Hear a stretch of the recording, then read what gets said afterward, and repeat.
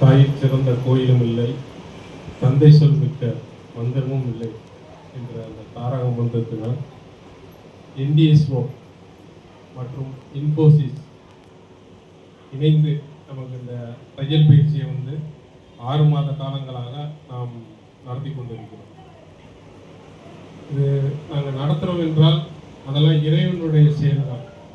ஏனென்றால் அந்த எண்ணங்களின் சங்கமத்தின் நிறுவனர் ஜேபி பிரபாகர் ஐயாவை எனக்கு அவர் யாருன்னு தெரியாது, அவர் எனக்கு யாருன்னு தெரியாது. ஆனால் இறைவனால் அனுப்பப்பட்ட நல்ல மனிதர் என்ற சொல்லுக்கு அவர் ஒரு உதாரணம்.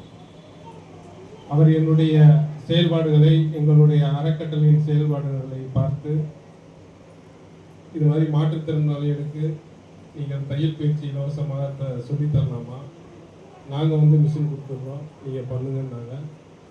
நமக்கு அப்போ நான் என்னுடைய எண்ணங்களும் அதை போல் ஒத்து போனதுனால உடனே நான் அதற்கு சம்மதித்தேன். அது எல்லாமே இறைவனுடைய செயல் தான். அந்த அவர்கிட்ட என்னைக்கு நான் சரின்னு சொன்னோன்னா அதுக்கப்புறம் நடந்த நிகழ்வுகள்லாம் டக்குன்னு இடம், அந்த இடம் அமைஞ்சிச்சு. அந்த இடத்துக்கார் உடனே இடம் நமக்கு கொடுத்தாரு. ஐயா இதை ஆரம்பித்து வச்சாங்க. அது இன்று வரை சிறப்பாக நடைபெற்று கொண்டிருக்கின்றது. ஆனாலும் எனக்கு என்ன வருத்தம்னா, ரொம்ப நாளாக நாம் சேவை பணி செய்வதற்காக நாம் எடுத்த காரியங்களில் அந்த சேவையை சரியான முறையில் யாரும் பயன்படுத்த மாட்டேங்கிறார்களே என்ற அந்த எண்ணம் இன்னும் இருந்து கொண்டு தான் இருக்கிறது. ஏனென்றால் நாங்கள் எவ்வளவோ கஷ்டப்பட்டு அந்த பயிற்சியை நாங்கள் வழங்கும்போது அந்த பயிற்சியை பயன்பெற்றவர்கள் யாரும் அதை சரியாக இதுவரை பயன்படுத்தவில்லை. அதை இன்னும் நான் அழுத்தமாக சொல்லுவேன். இந்த இண்டஸ்ட்ரியல் விசிட்டு கூட மேடம் எனக்கு ஃபோன் பண்ணி இப்படி இண்டஸ்ட்ரியல் விசிட்டு போகணும், ஏற்பாடு பண்ணுங்க அப்படின்னு சொல்லும்போது இதற்கு நாங்கள் எவ்வளவு கஷ்டப்பட்டோம்னு எங்களுக்கு தான் தெரியும். எத்தனையோ கம்பெனிகளில் கேட்டோம், ஆனால் யாருமே இந்த சொல்கிறோம் அப்படிம்பாங்க. மேடம் எனக்கு எப்படியும் குறைஞ்சது ஒரு 10 தடவை ஃபோன் பண்ணியிருப்பாங்க.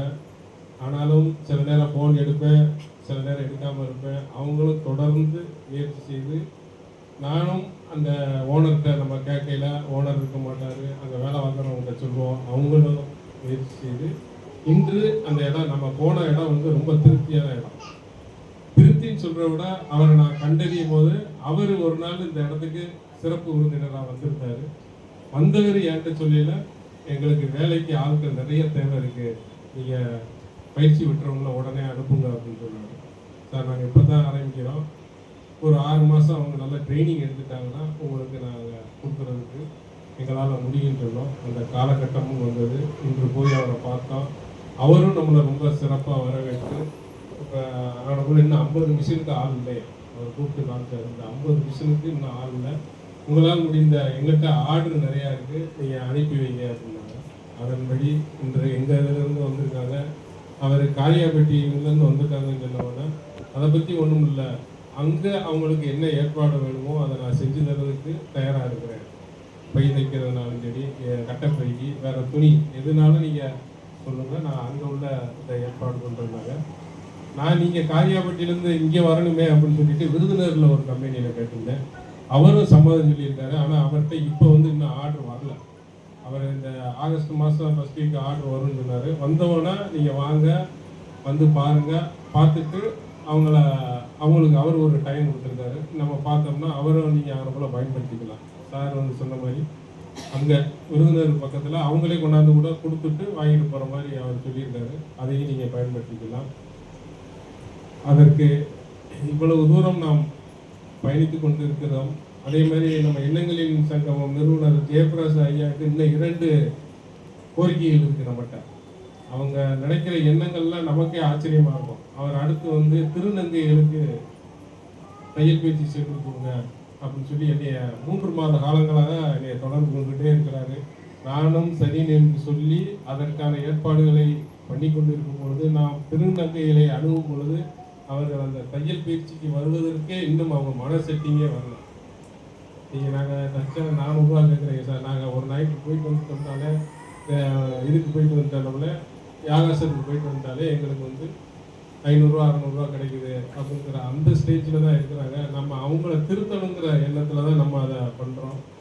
அதற்கும் அவர்கள் இன்னும் செவி சாய்க்காமலே இருக்கிறார்கள். அதற்கு நாங்கள் என்ன செய்ய போறோம்னா, இப்போ ஒரு 5 பேரை ஒரு தேர்ந்தெடுத்து அவங்க வீடுகள்லேயே ஒரு 5 மிஷின் கொடுத்து அவங்களையே நம்ம தான் போய் பண்ணாமல் அவங்களதுல யாராவது ஒரு ஆளை எடுத்து அவங்ககிட்ட கொடுத்து அவங்கள அதை பயிற்சி அளிக்க சொல்றதுக்கு பேசிக்கிட்டு இருக்கோம்.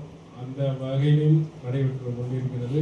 அதேபோல் அவர் இன்னொரு எண்ணம் வந்து மலைவாழ் மக்களுக்கு சிறப்பான சேவை செய்ய வேண்டும் என்பது அவருடைய எண்ணம். நிறைய இடத்துல செஞ்சுக்கிட்டு இருக்காங்க. ஆனால் நம்ம இன்னும் விருதுநகர் மாவட்டத்துக்கு இந்த இரண்டுமே வரல. திருநங்கைகளுக்கும் வரல, மலைவாழ் மக்களுக்கும் வரல. மிச்ச எல்லா மாவட்டங்களிலுமே அவங்க சிறப்பாக செய்து கொண்டு இருக்கிறார்கள். அவருக்கு இறைவன் இன்னும் நல்ல ஆயுளை கொடுத்து நம்ம மாதிரி அறக்கட்டளைகளுக்கு இன்னும் சேவை செய்ய அவரை வாழ்த்தி விடைபெறுகிறேன். நன்றி, வணக்கம்.